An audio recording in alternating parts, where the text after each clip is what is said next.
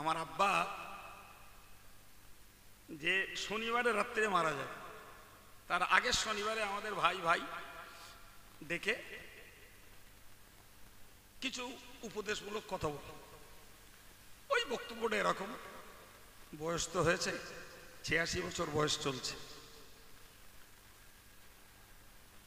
তো আল্লাহ যখন ইচ্ছা তখন নিতে পারে।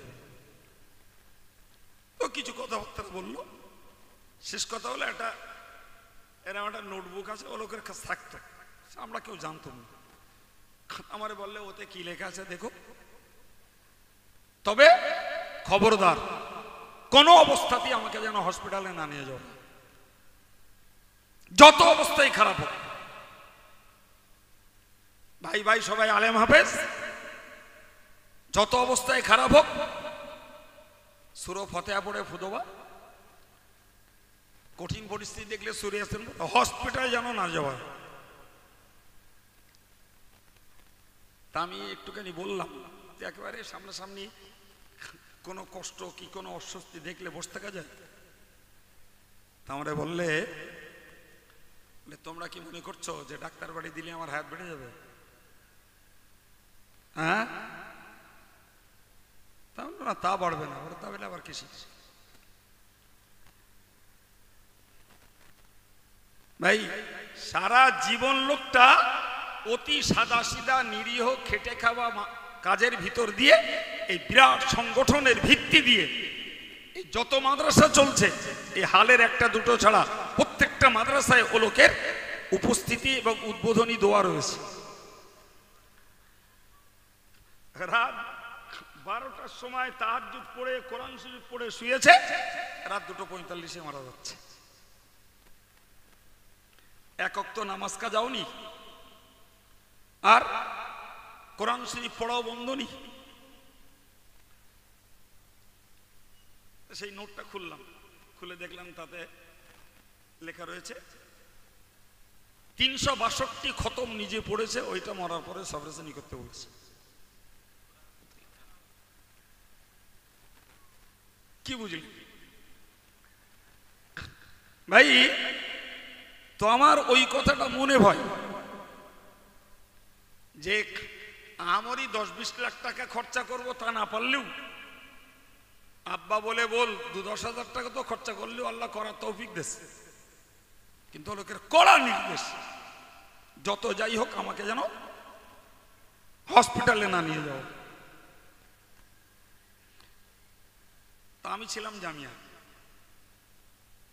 রাত তখন 2টো বাজে, আমি এসে শুয়েছি 1:30টার দিকে।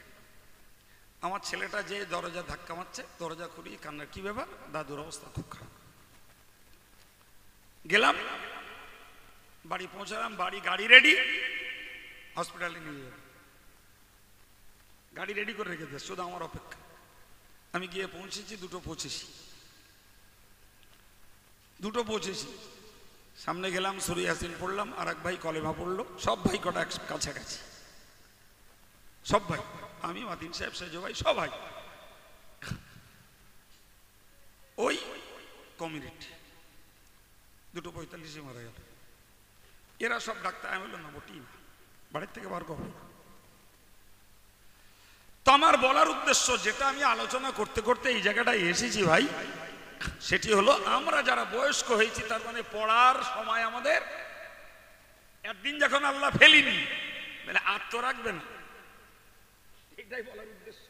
এতদিন যখন আল্লাহ আমাদের ফেলিনি, দাড়ি পেকেছে, চুল পেকেছে, গায়ের শক্তি দুর্বল হয়ে আসছে, চামড়া ফাঁস পড়ে যাচ্ছে, তার মানে পড়ার সিগন্যাল শুরু হচ্ছে নাকি? যুবকগুলোকে আল্লাহ ইচ্ছা করলে এখনো আমাদের থেকে এরা পার্থিব জীবনের হায়াত পাবে, ওদের মতো অতটা আমরা নাও পেতে পারি। জি ভাই, তাহলে আমরা অ্যাডভান্স চিন্তা করি যে আমি নামাজ পড়ে, দাড়ি রেখে, টুপি পরে, হুজুর সেজে, মৌলানা সেজে, মুফতি সেজে, আলেম সেজে, ধর্মের ধ্বজাধারী সেজে আমার কল্পটাকে পরিষ্কার করতে পেরেছি কতটা। যদি না করতে পারি, এসব খোলসে কিচ্ছু লাভ হবে না, কিচ্ছু লাভ হবে না। ও নামাজ পড়বে, গালি বাদ দেবে না, হিংসা বাদ দেবে না, পরের মেরে খাওয়া বাদ দেবে না, অহংকার বাদ দেবে না, দুনিয়ার অতিরিক্ত লোভ ছাড়তে পারবে না, বাহ্যিক ধার্মিক। হে যুবক, তোমাকে আল্লাহ ইচ্ছা করলে সময় দেবে। তুমি যে বয়সে জ্ঞান পাচ্ছ, আমরা বৈষয়িক যারা তোমাদের মতো বয়সে এরকম জ্ঞান পাইনি হয়তো। হ্যাঁ না বলেন জি? তাহলে যুবকগুলো আমাদের তুলনায় আরো অ্যাডভান্স যোগ্য হওয়ার চেষ্টা করলে হতে পারে।